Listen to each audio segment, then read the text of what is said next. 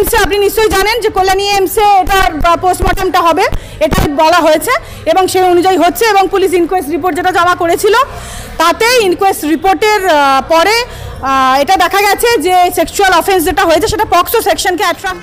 যারা সাধারণ মানুষ অভিযোগ করছেন এবং রাস্তায় নেমেছেন তাদেরকে সেখানকার বিধায়ক গণেশ চন্দ্র বড়ুয়া তিনি গিয়ে হুমকি দিচ্ছে, পুলিশও হুমকি দিচ্ছেন, পুলিশও বিধায়কও হুমকি দিচ্ছেন, কেস দেওয়া হচ্ছে। তো কেন যত আজকের দিনে এমন যুগ দাঁড়িয়েছে যে ধর্ষিতা সে যখন মামলা করবে বা যে শ্লীলতাহানির অফেন্স যার সঙ্গে হচ্ছে সে যখন কোর্টের কাছে আসছে বা সে যখন মামলা করছে ডেফিনেটলি জানবেন সেই মেয়েটি যদি বুকে মার খেয়ে তলপেটে মার খেয়ে সেই মেয়েটি যদি চুপ করে গেল তাহলে তার সম্মান বেঁচে গেল।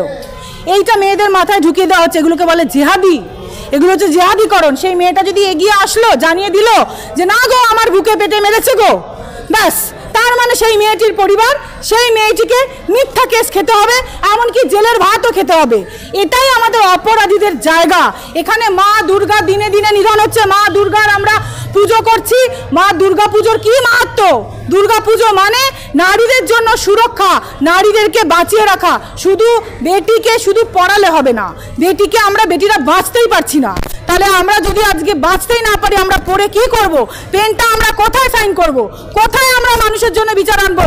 কোথায় এতগুলো মানুষ যারা বিচারের অপেক্ষায় আছে যে আমাদেরকে এই বেটি বিচার এনে দেবে? সেই বেটি যদি নিজে না বাঁচে, একজন বিধায়ক এসে তিনি বলছেন যে আমি আপনাদের নামে মিথ্যা কেস দেবো, কারণ সরকারের গদিটাকে ধরে রাখার জন্য শাসক যখন জানবে যে তার গদিটা এখন নড়বড়ে হয়ে গিয়েছে তখন সে সাধারণ মানুষের গলা টিপে ধরার জন্য মিথ্যা কেস হচ্ছে তার প্রথম কারণ।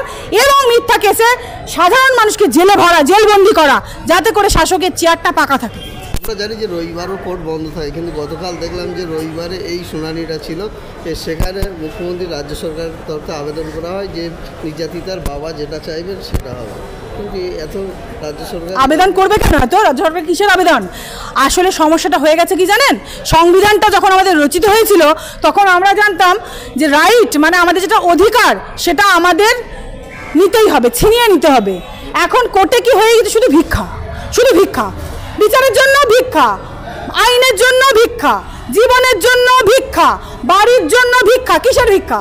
কিসের আবেদনটা কিসের জন্য? এটা আমাদের অধিকার।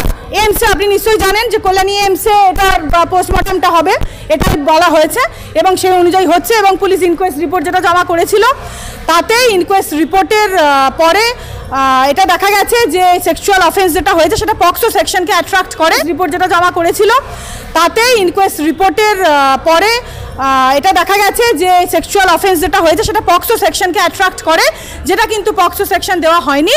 এবং ইনকোয়েস্ট রিপোর্ট দেখে মহামান্য আদালত বলেছেন যে পক্সো সেকশন আর কি ঢোকাতে ইম্পোজ করতে, তো পক্সো সেকশন সেই অনুযায়ী ঢোকানো হবে। মুখ্যমন্ত্রী বলছেন যে 3 মাসের মধ্যে যাতে শাস্তি পায় পক্সো কেসের আন্দোলনে ব্যবস্থা করা হবে। ফাঁসি কি করে 3 মাসের মধ্যে শাস্তি কি করে হবে? 3 মাসের মধ্যে তদন্ত কমপ্লিট হলে তো শাস্তি হবে। উনি একটা বিল পাস করে তদন্ত প্রক্রিয়াটাকে যখন বাধা দিচ্ছেন, তদন্তটাকেই যখন হতে দিচ্ছেন না, তদন্তের যখন মুখে বালি চাপা দিয়ে বন্ধ করে দিচ্ছেন। একজন বিধায়ক, তিনি তো তৃণমূলের ফেস, একজন বিধায়ক তৃণমূলের, সে তো তৃণমূলের মুখ। তাহলে একজন তৃণমূলের মুখ যখন সামনে এসে দাঁড়িয়ে আজকে বলছে যে আপনারা এগুলো তুলে নিন, আপনারা এগুলো সবাইকেই বলছে, আমি মামলা লড়ছি, আমাকেও ব্যক্তিগতভাবে বলছে, আমারও 5 জন বন্ধু তারা মামলা করছে, তাদেরকেও বলছে তৃণমূল সরকার এগুলোই করছে, এটা নতুন কিছু নয়। এবং আমাদেরকেই যখন বলছে তাহলে সাধারণ মানুষকে তারা বলবে না? সাধারণ মানুষকে তারা ছেড়ে রেখে দেবে? কোর্টের ভিতরে আমাকে যদি পিটিয়ে ধরুন মেরে ফেলে কি করতে পারবেন? আমি ঢুকতে পারছি না ভয়ে। আমার যেদিন মামলা সেদিন আমি নিজের মামলার ভয়ে আমি কোর্টের ভিতরে ঢুকতে পারছি না। কোর্টের ভিতরে পিটিয়ে মেরে তারা বলে দেবে যে উনি নিজে সুইসাইড করেছেন, ধরুন তাই বলবে। তাহলে এই হয়ে গিয়েছে আমাদের আইন ব্যবস্থা, বিচার ব্যবস্থা। এই বিচার ব্যবস্থায় যেখানে মুখ্যমন্ত্রীর দায় নেই, কি আজকে আমি রাস্তা যাতায়াত করলে প্রতিটা মা বোন এসে বলছে যে কি মানে আমাদের আজকে দাঁড়িয়ে এরকম মহিলা মুখ্যমন্ত্রীর? কি মানে যিনি শুধু মহিলা মুখ্যমন্ত্রী নন, তিনি আমাদের মাননীয় স্বাস্থ্যমন্ত্রী, তিনি আমাদের মাননীয় পুলিশ মন্ত্রী। এই আশা করতে পারি আমরা? পুলিশের রুলস রেগুলেশনস কোথায়? আইনের অপব্যবহার। 3 মাসের মধ্যে ফাঁসি দেবে? কি হবে? তদন্ত ছাড়া?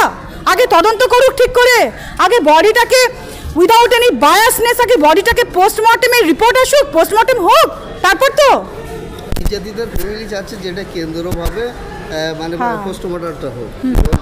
হচ্ছে তো কল্যাণী এমসে তো দেওয়ার অর্ডার কোড দিয়ে দিয়েছেন যে কল্যাণী এমস থেকে ওনার পোস্টমর্টমটা হবে, সেটা সেন্ট্রালের আন্ডারে পড়ছে।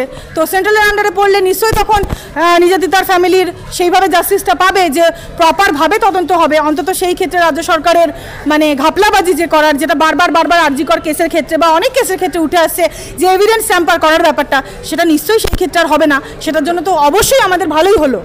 হ্যাঁ, মুখ্যমন্ত্রী বলছে এইসব ঘটনা যেগুলো ঘটছে এগুলো যারা ঘটাচ্ছে তাদের তো আমি দোষ দিচ্ছি না, কিন্তু এইসব ইউটিউবে নোংরা ভিডিও মানে দেখানো হচ্ছে, আবার নোংরা সিনেমা তৈরি হচ্ছে, এইসব দেখে মানুষ উত্তেজিত হয়ে এইসব ঘটনা ঘটাচ্ছে।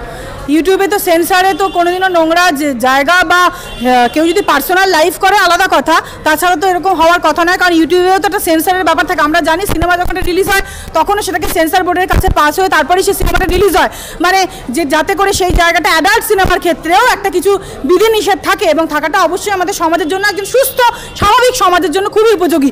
ইউটিউবে তো আমিও তো ইউটিউব সবাই আমরা কম বেশি ব্যবহার করি, আমাদের ফ্যামিলির লোকও ব্যবহার করে। কই ইউটিউবে তো আমরা কোনো নোংরা ছবি ভিডিও তো দেখি না। কথা বললেন, সিরিয়ালের কথা বললেন, ইউটিউবে ক্রাইম সিনগুলো দেখানো হয়, এসবগুলো দেখে তারা উৎসাহিত হয়। আচ্ছা, ক্রাইম সিনগুলো দেখানো হয় নাকি তারা সমাজকে সাবধান করে, সেটা আগে আপনারা দেখুন। উনি হয়তো এটা চাইছেনই না যে এই যে ধরনের যে নৃশংস ঘটনা যে ঘটে চলেছে আজকের সমাজে এবং আজকের রাজ্যে, সেই দায়টাকে তো কোনোভাবে মানে ওনাকে এড়াতে হবে। ভালো করে বুঝুন ব্যাপারটা। ক্রাইম আমাদের আগেও ছিল, এখনও আছে, থাকবে। ক্রাইম ছাড়া একটা সোসাইটি, আমরা জুরিসপ্রুডেন্সে পড়েছি, মানে আমাদের জুরিসপ্রুডেন্স হচ্ছে সায়েন্স অফ ল।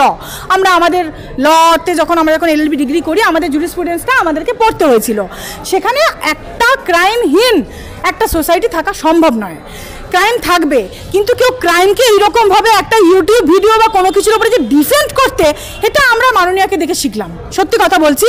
কারণ ওনাকে কোনোভাবে এটা ঢাকতেই হবে যে আমার রাজ্যে আমি খুব ভালোভাবে চালাচ্ছি, অথচ ওনাকে প্রয়োজন পড়লে একটা মেয়ে আজকে নির্যাতিত হয়, ওনার কাছে দেখা করতে যান দেখি, উনি দেখা করবেন না, আমরা দেখেছি করছে। এরপরে আপনারা ভাবুন বিচার কি করে পাওয়া সম্ভব। আর এটা বলার জন্য অনেকে এখন এই কথা বলবে যে আমরা তো আইন পড়েছি টাকা ইনকাম করার জন্য, আমরা তো ওকালতনামায় সাইন করতেই পারি, এটা আমাদের মৌলিক অধিকার। কিন্তু ওই যে বললাম, ধর্মীয় জিনিসটা যেন, ধর্ম যেন আমাদের সবসময় মাথার উপরে থাকে। কারণ আমাদের এটাই আমরা লেখা থাকে সুপ্রিম কোর্টের উপরে, দেখবেন ইয়া তো ধর্মস্ততা জয়া, মানে where there is dharma there is victory. যেখানে ধর্ম আছে সেখানে জয় আছে। এখানে সেই গীতার বাণী আমরা ফলো করতে পারছি না। শুধু আইপিসি সিআরপিসি পড়লে হবে না, আমাদেরকে গীতা পড়তে হবে, আমাদেরকে ধর্মগ্রন্থ পড়তে হবে। আমাদের ধর্মগ্রন্থে বলা হচ্ছে সবাইকে ভাই মনে করো, সবাইকে নিয়ে চলো, সবাইকে নিয়ে উন্নতি করো, বিচার ব্যবস্থা যেন সমান্তরাল হয়, সব কোনো দিকে যেন সেটা সাফারার না হয়ে যায়, ভিকটিম যেন সবসময় বিচার পায়। সেই জায়গা আজকে নেই, তাহলে কিভাবে সাধারণ মানুষ বিচার পাবে?